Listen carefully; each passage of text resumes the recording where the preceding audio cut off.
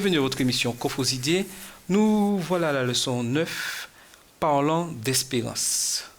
L'espérance est quelque chose de capital pour chacun d'entre nous. Aujourd'hui, nous allons discuter comment vivre en paix dans l'adversité. Et c'est avec joie que nous avons Carole, Emeline, Maëlle et Denrick avec nous en ce jour. Denrick va nous faire la prière pour commencer. Prions. Père éternel, merci pour tout ce que tu as fait pour nous, pour la vie, Seigneur, alors que nous allons aborder ce sujet aujourd'hui. Accorde-nous la présence de ton Esprit Saint afin que tu puisses parler à travers nous et que ceux qui nous regarderont puissent être édifiés, avoir des réponses concrètes à leur vie. Je te prie au nom de Jésus. Amen. Amen. Nous continuons l'étude du livre de Job. Et nous avons découvert des choses formidables sur la vie de Job et ses amis. Comment ce conflit qui nous dépasse et qui est responsable, je dirais, de la souffrance de Job. Et aujourd'hui, nous allons voir qu'est-ce que l'espérance. Alors, directement, l'espérance, c'est quoi pour vous? Ce serait de croire en quelque chose qu'on n'a pas encore à l'instant T. C'est la foi. Non? Oui, il faut de la foi pour croire en quelque chose qui n'est pas encore arrivé, oui. Et ça sert à quoi l'espérance? Ce joli mot. Ben, l'espérance, c'est l'espoir, en quelque part. C'est-à-dire penser que les choses iront mieux. C'est-à-dire penser qu'il y aura une amélioration. Moi, c'est ça l'espérance, en fait. C'est voir au-delà de cette réalité. C'est-à-dire que même si les choses vont mal maintenant, je sais que ce ne sera pas toujours le cas. D'accord. L'espérance peut ne pas être fataliste parce qu'une fois qu'on s'est dit, ben, de toute façon, ça ne va pas aller mieux ou je ne vais pas m'en sortir, et bien, on baisse les bras et puis on n'a aucune raison d'avancer, aucune raison d'espérer mieux.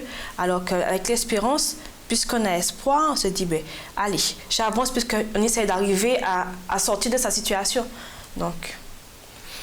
Nous allons ouvrir nos Bibles et nous allons lire dans Genèse 22, verset 8.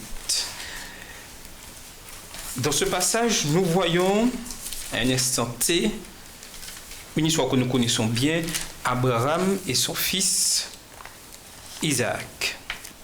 Donc Genèse 22, verset 8. Alors, Abraham répondit, « Mon fils, Dieu se pourvoit lui-même de l'agneau pour l'Holocauste. » Et ils marchèrent tous deux ensemble. Nous connaissons tous l'histoire. Isaac est le fils unique d'Abraham et Dieu appelle Abraham à sacrifier son fils. Pourquoi? Pour éprouver sa foi. Pour éprouver sa foi. Qu'est-ce que Dieu avait promis à Abraham? Une descendance, une grande génération, des enfants. Bénédiction. Alors imaginez-vous, c'est son seul fils et Dieu appelle et lui dit le sacrifice, ça sera lui. Donc, en quelque sorte, si Isaac n'est plus, la promesse que Dieu a faite devient caduque. C'est vrai, ça porte à confusion, puisque déjà que Sarah était stérile, attendre plusieurs années, voir que c'est difficile, et le seul, l'unique.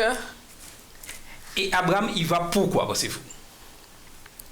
Parce que la confiance en Dieu. La confiance en Dieu, oui. Promesse de Dieu. Il espère que Dieu va retirer son ordre, peut-être, ou bien, je ne sais pas. Moi, j'aurais espéré, enfin, peut-être qu'Abraham a espéré qu'il y ait une solution à cet ordre-là, qu'il aurait le moyen de s'en sortir. D'accord. Moi, je pense que la fidélité d'Abraham lui a permis de voir que le plan de Dieu ne sont pas les plans des hommes. Donc, s'il a eu cette assurance-là, c'est qu'il savait que Dieu a un autre plan. Parce que lui, en tant qu'homme fidèle, il sait que quel que soit ce qui va arriver, Dieu aura des plans à l'infini.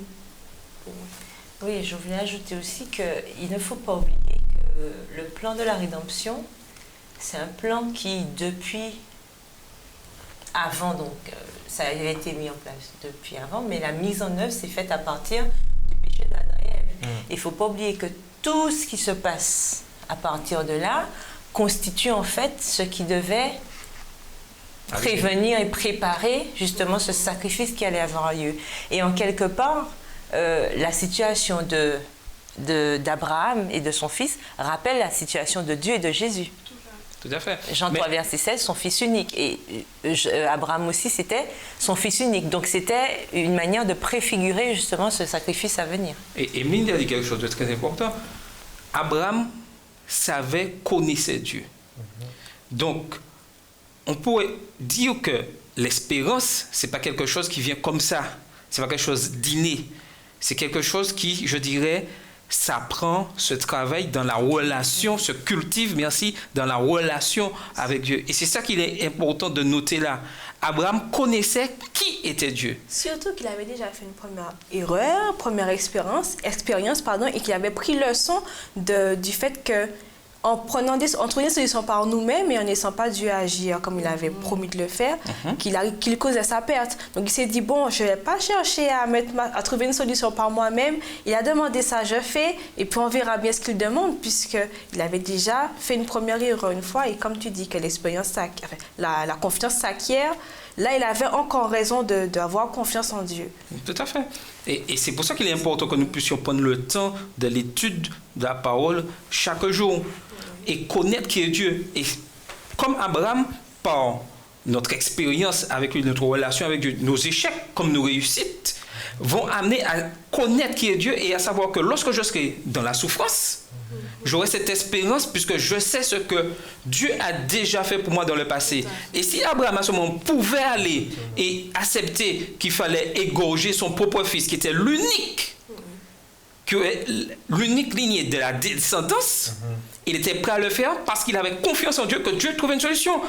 Il espérait que Dieu peut-être arrête ce qui s'est passé, mais il espérait peut-être que Dieu aurait fait un autre miracle et lui aurait donné un autre enfant, des enfants. Et Oui. J'ai bien aussi aimé le parallèle que Carole a fait quand elle a dit que Abraham et son fils rappellent Dieu et Jésus.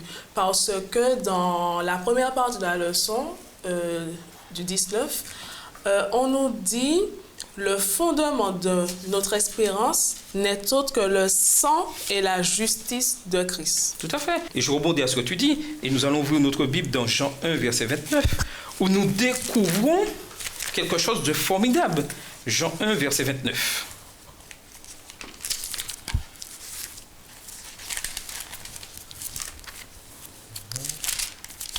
Le lendemain, il vit Jésus venant à lui et il dit, « Voici l'agneau de Dieu qui ôte le péché du monde. » Là, nous avons Jean le Baptiste qui porte un témoignage sur Jésus.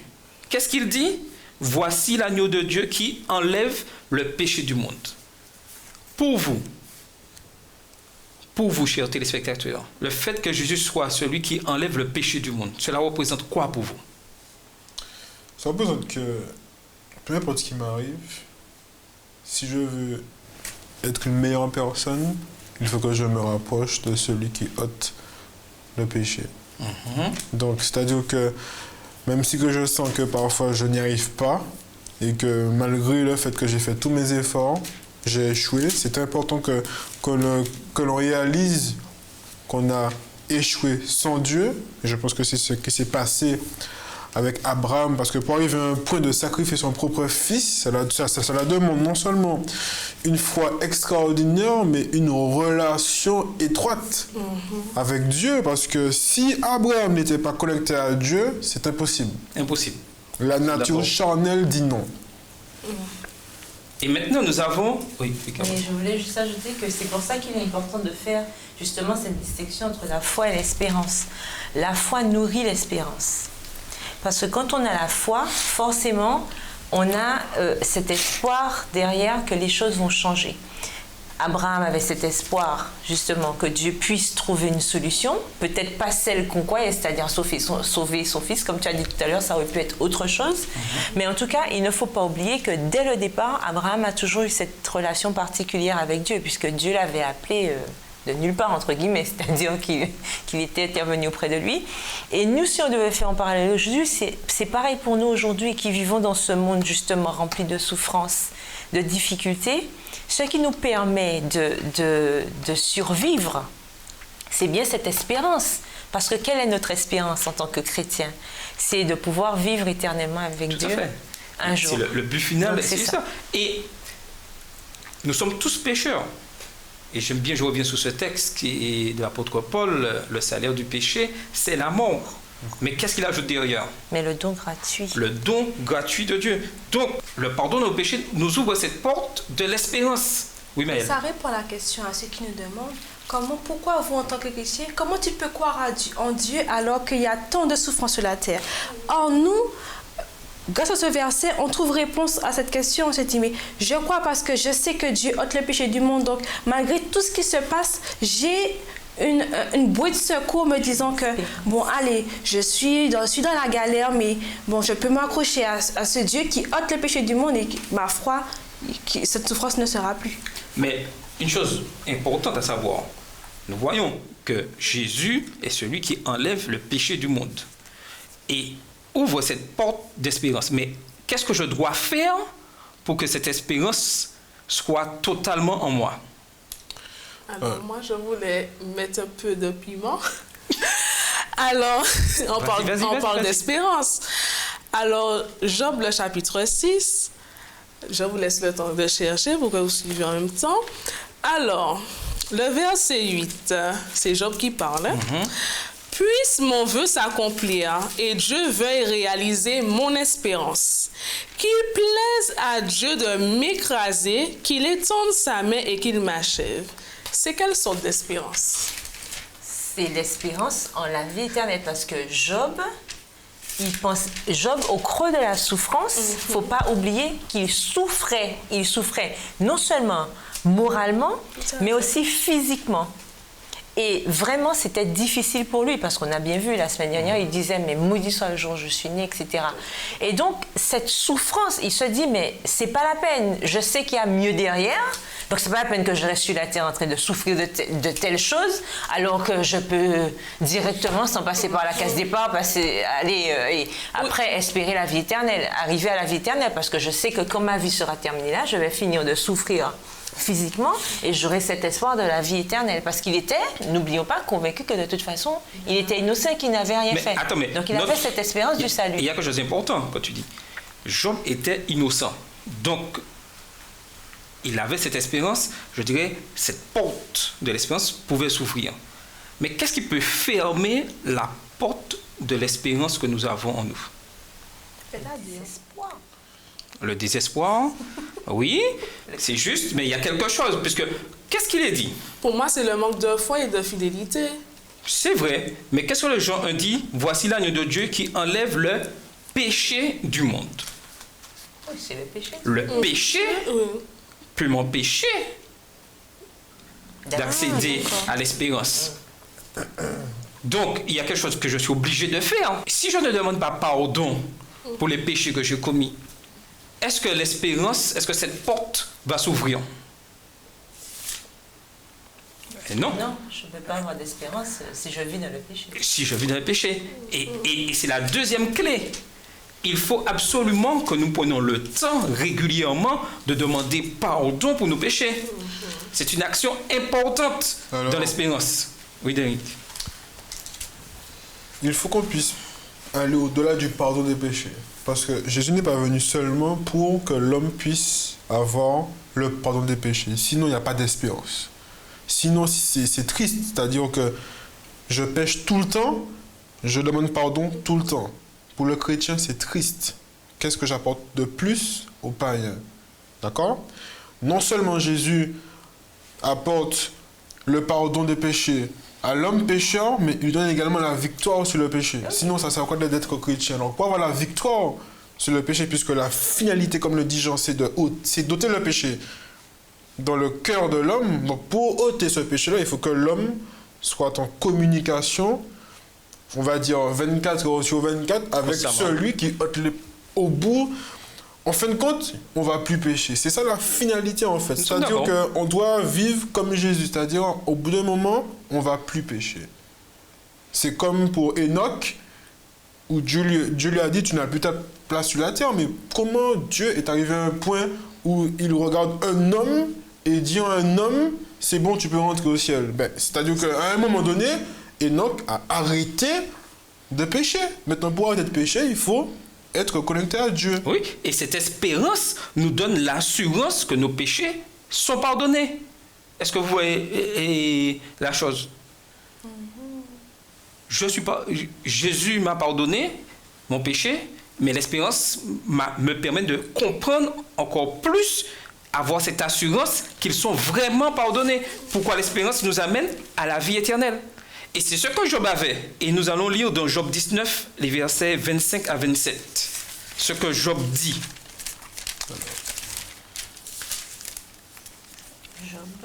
Job 19. Mais je sais que mon Rédempteur est vivant et qu'il se lèvera le dernier sur la terre. Quand ma peau sera détruite, il se lèvera. Quand je n'aurai plus de chair, je verrai Dieu. Je le verrai et il me sera favorable. Mes yeux le verront et non ceux des autres. Mon âme languit d'attente au-dedans de moi. Ouais. Jusqu'au verset 27. 27, c'est bien ça.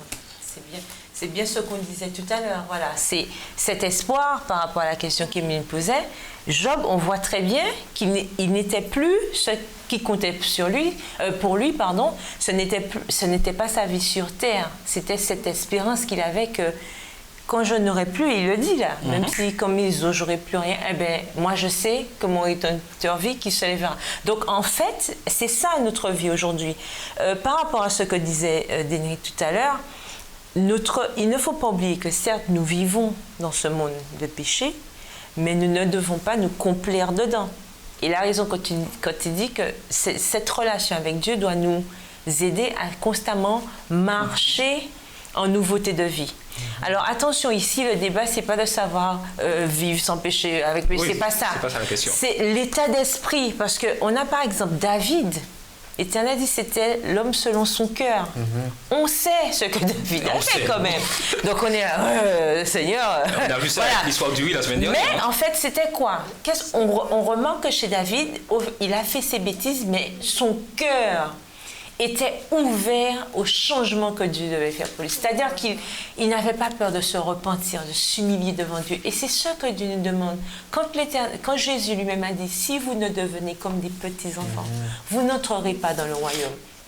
Qu'est-ce que ça veut dire? Parce que l'enfant, c'est quoi? L'enfant, il est quoi?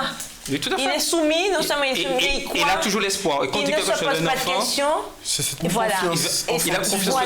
Et c'est ce que Dieu nous demande. Et c'est ce que Dieu nous demande, d'avoir un état d'esprit qui va dans le sens du salut. C'est-à-dire aller toujours vers ce salut. Puisque Enoch, c'était un homme comme nous-mêmes.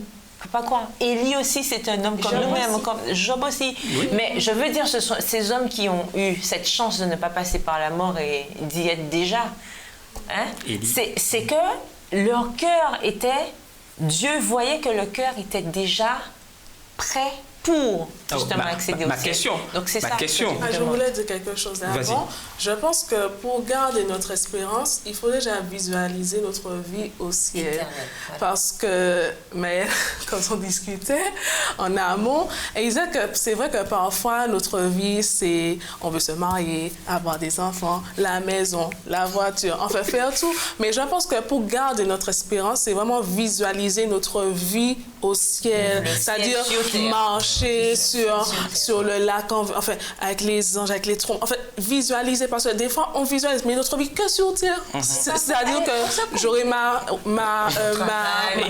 Mais la finalité, c'est quoi? Est-ce que c'est ça? Voilà, est-ce que c'est bien d'avoir ce travail? C'est bien de penser ça, mais la finalité, c'est quoi? La finalité, c'est être au ciel, être cette cité qui est décrite dans le livre de l'Apocalypse, remplie d'or, pavée d'or, rencontrer plusieurs personnes, échanger avec les animaux. On parle le loup qui avec l'agneau, c'est quelque chose de magnifique. Et comme il disait, il faut voir au-delà justement de les pardons des péchés. Je pense, voilà. Et c'est ça qui aide à affronter la souffrance sur terre, justement. Parce que hier encore, à l'école du sabbat et tout, il y a une sœur qui disait, mais quand même, mais le gars, il a perdu 10 enfants, quoi. C'est comme si c'était... Mais qu'est-ce qui a aidé Job à tenir? C'est comme il dit là dans Job 19. Je sais que mon Rédempteur vit. Donc, à partir du moment où j'ai un espoir autre que ce que j'ai sur cette terre, la souffrance sera là, mais je pourrai la surmonter. Et il le dit bien dans Job 19, verset 26, il attend impatiemment le jour où il verra Dieu. Il ne demande pas que ses enfants reviennent, qu'il retrouve sa fortune. Il demande, à aucun moment il demande ça à Dieu. ce qu'il espère et c'est ce qui lui permet de tenir dans cette souffrance, puisque sa peau, et il reçoit, et là, il a déjà entendu ses 3 compagnons parler vraiment, tout ça, et il leur répond en disant, mon seul espoir, c'est que je sais que mon Rédempteur est vivant et que Dieu m'a réservé une place et je crois à cela. Et cela lui permet l'espoir de tenir. C'est une espérance. Et ceci est un exemple pour nous, que lorsque nous nous trouvons en difficulté, lorsque je dirais, tout est noir autour de moi, mais je sais que j'ai cette espérance, cette cité d'or que Dieu a préparée pour moi, comme il est dit dans Jean 14, versets 1 à 3, que nous allons lire. Jean 14, versets 1 à 3. Où le Seigneur nous dit, je reviendrai. Jean 14, versets 1 à 3. Que votre cœur soit croyez en Dieu et croyez en moi. Ben, quelqu'un va nous lire. Ça fait partie des versets qu'on connaît par cœur, entre guillemets. Que votre cœur ne se trouble point. Croyez en Dieu et croyez en moi. Il y a plusieurs demeures dans la maison de mon Père. Si cela n'était pas, je vous l'aurais dit, je vais vous préparer une place, et lorsque je m'en serai allé et que je vous aurai préparé une place, je reviendrai et je vous prendrai avec moi, afin que là où je suis, vous y soyez aussi. J'ai une question. Oui, Marie. Est-ce que mon espoir est limité si je suis juste convaincue que Dieu va me sortir d'une situation?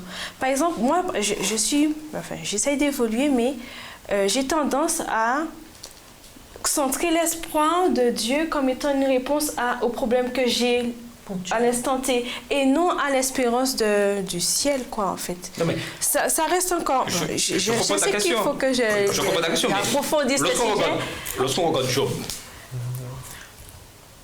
Job, à aucun moment, on entend qu'il parle, il pense qu'il sera rétabli. Pas forcément dans cette histoire. rétabli, mais juste... Pour lui, et c'est pour ça qu'il réclame la mort. C'était la mort. C'est pour ça qu'il réclame la mort, parce qu'il sait que la mort, c'est un sommeil, et qu'il reste X années dans le sommeil, c'est pas grave, il va se réveiller, et quand il va se réveiller, il n'y aura plus ça. il n'y aura plus ça. Son Rédempteur sera là. Alors, j'ai 2 remarques par rapport à cela, ta question. En fait, lorsque le chrétien ou le païen se convertit, mais réellement, concrètement, en fait, il faut vraiment qu'on puisse atteindre un niveau où on se détache complètement du monde.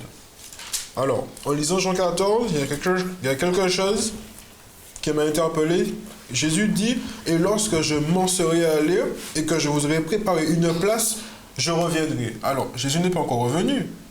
Pourquoi Jésus n'est pas encore revenu? C'est parce que nous ne sommes pas prêts. Et en lisant cela, ça me rapporte un autre passage qui se trouve dans Marc, chapitre 4, et le verset 26 à 29, où tout le monde doit comprendre cette parabole-là, qui nous dit, il en est du royaume de Dieu comme quand un homme jette de la semence en terre. Donc cette semence représente la parole de Dieu en terre, c'est-à-dire dans l'esprit de l'homme. Ensuite, verset 27 nous dit qu'il dorme ou qu'il veille nuit et jour. Pourquoi nuit et jour? Parce qu'on parle du culte matinal et du culte au soir. On parle également du temps qu'on a passé avec Dieu. Et ensuite, le verset nous dit... la semence germe et croît sans qu'il sache comment. C'est-à-dire donc l'esprit, le Saint-Esprit agit dans son esprit, mais lui, il n'en est pas conscient. Et ensuite, la terre produit d'elle-même d'abord l'herbe, puis l'épi, puis le grain tout formé dans l'épi. C'est-à-dire la croissance spirituelle. Et pourquoi Jésus n'est pas encore venu? C'est parce que l'homme n'est pas encore mûr. Qu'est-ce qui se passe quand l'homme est complètement mûr? Alors, et dès que le fruit est mûr, qu'est-ce qui se passe? On y met la faucille, car la moisson est là. Alors, Jésus n'est pas encore revenu, tout simplement parce que l'homme n'a pas encore reflété complètement son caractère. Il n'a pas encore eu la victoire sur le péché. Donc, il faut qu'on se détache du monde. On aura des problèmes. Certes, la finalité c'est le ciel et c'est pas la terre. Donc il faut vraiment qu'on puisse se focaliser sur les choses spirituelles. Tout à fait. Et ça, c'est quelque chose de très important. Alors, tu as dit qu'il faut se détacher du monde, mais si par exemple tu es devant quelqu'un qui a le cœur troublé, la personne va te dire oui, mais tu me dis de me détacher du monde, mais il faut quand même que je vive dans le monde. faut pas oublier ça, c'est-à-dire se détacher, mais on est quand même dans le monde. Parce que avant que... Pas du monde. Exactement. Donc, Voilà, on est dans donc le il faut monde préciser cela. physiquement, Voilà. mais notre état d'esprit n'est pas focalisé sur les choses du monde. Voilà. On espère en un royaume céleste, mais ça se fait d'abord sur la terre. Voilà. Voilà. Alors, je reviens à la question de Maël, qui se disait, est-ce que c'est vraiment un problème si, de manière ponctuelle, j'espère? Non, ce n'est pas un problème, puisque chacun fait son cheminement avec Dieu d'après son entendement, d'après ce qu'il vit, d'après son expérience. Et c'est au fur et à mesure que ça quoi? N'empêche que les petits moments de la vie, les petites expériences que nous avons doivent nous mener à cette espérance éternelle, puisque c'est l'espérance éternelle qui motive les petits espoirs, là, les petites espérances que nous avons sur Terre. C'est-à-dire que là, on est étudiant, etc. J'ai mon examen maintenant, c'est vrai que j'ai une difficulté, etc. Mais oui, mon espérance actuelle, ponctuelle, oui, c'est de réussir, etc. Mais pas parce que j'ai perdu de vue le fait que j'ai l'espérance céleste, non, parce que Dieu même, il veut que nous réussissions et que nous travaillions dans notre vie. Parce qu'il dit bien, ils ne sont pas du monde, mais ils sont quand même dans le monde. Donc nous avons d'autres personnes à sauver aussi, à aider. Mais ce n'est pas un problème, mais il ne faut pas perdre de vue l'objectif, c'est-à-dire, par exemple, je n'irai pas me pendre, je n'irai pas faire ceci parce que je n'ai pas réussi. Voilà, c'est un exemple que je prends. J'ai de l'espoir. Et ceci est capital. Et nous arrivons à la fin de notre rencontre où nous découvrons l'importance de vivre dans l'espérance et avoir cette grande espérance. Et il y a 4 points que j'aimerais rapidement qu'on puisse échanger avant de terminer. Il est important que nous puissions nous souvenir que les pensées et les méthodes de Dieu sont supérieures aux nôtres. Et ça c'est quelque chose imparable. Imparable. Que Dieu est au-dessus et que c'est lui qui contrôle tout. Deuxièmement, il est important que nous puissions nous souvenir du passé. Et je reviens à l'histoire d'Abraham. Abraham savait ce que Dieu avait fait pour lui dans le passé. Et pour nous, c'est important. Qu'est-ce que Dieu a fait pour nous dans notre passé? Qu'est-ce qu'il a fait dans nos passés? Qu'est-ce qu'il a fait pour vous dans le passé? Et ceci doit nous permettre d'avancer lorsque je suis dans une nouvelle épreuve, puisque constamment j'en serai. Mais le souvenir de ce que Dieu a fait pour moi dans le passé me permet de continuer et d'avoir cette espérance. Et ça, c'est vrai. Et c'est quand même... nous sommes quand même... c'est bizarre parce que des fois... On se souvient de ce que Dieu a fait dans le passé, mais on s'enfonce. Parce que je vois, pour le peuple d'Israël, je prends un exemple, que Dieu a ouvert la mer Rouge quand même pour eux, et malgré ça, après cela. Mais je me dis, mais il n'y a pas au moins un qui s'est dit, mais attends, mais Dieu a ouvert la mer, quoi. Quand même, on est passé, on nous a pas rattrapés, mais il n'y a pas un qui s'est dit, mais... Tout de suite, ils se sont mis à construire un veau d'or et tout. Je me dis, mais on est comme le peuple, on est pareil. On voit que Dieu fait quelque chose pour nous. On sait qu'il a fait, on a eu un miracle. Mais malgré ça, quand il nous arrive quelque chose, Seigneur, pourquoi tu as fait ça? C'est pour ça que pour continuer, c'est quelque chose. Il faut que nous puissions nous souvenir du passé. Mais un élément, le troisième élément, est envisager l'avenir. C'est-à-dire, se rappeler de ce que je disais, mais envisager l'avenir. Et l'avenir, c'est quoi? La vie éternelle. Et dans tout ce que je fais, lorsque j'envisage l'avenir, que c'est mon objectif, c'est la vie éternelle, même si je suis en difficulté, même si Dieu ne me répond pas à l'heure T. D'après moi. Ah bon. C'est surtout d'après moi. Et quand on voit l'histoire de Job, on voit que Dieu avait permis à Satan de toucher Job. Et des fois, Dieu permet à Satan de nous toucher et nous devons accepter cela. Mais quand je sais mon but final, l'avenir, c'est quoi? Même si je dois mourir dans la souffrance et que je n'ai pas la réponse à ma souffrance, je sais que mon objectif, c'est la vie éternelle. Et ça me permet de supporter la souffrance. Et c'est ça l'espérance, ça me permet de supporter la souffrance. Mais le dernier élément, il est important que nous soyons consistants. C'est-à-dire régulier. Ne pas se relâcher. Pas de relâchement. Parce que si je me relâche, je perds mon objectif qui est la vie éternelle. Mais c'est ce qui s'est passé avec Abraham. Et c'est pour ça, comme on dit, chat chaudé, craint eau froide.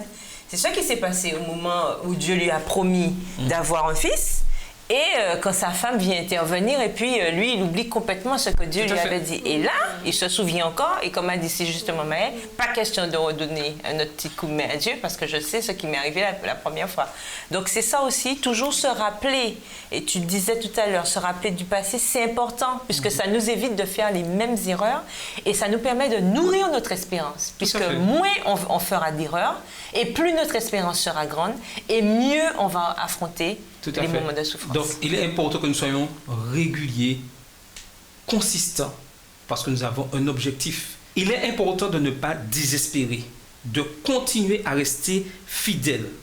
Et toujours, nous devons croire que les choses vont s'améliorer. Parce que j'ai cet objectif. Lors d'une épreuve, la Bible constitue la base de l'espérance la plus solide. Il est important que nous restions attachés à ce livre. Cette espérance que Job avait et que Job surtout a vécue. Et même si les choses ne se terminent pas comme Job, mais les choses se termineront certainement, Comme Dieu l'a promis. assurément, comme Dieu l'a prévu et comme je suis fidèle pour la vie éternelle. Au revoir et bonne semaine à tous.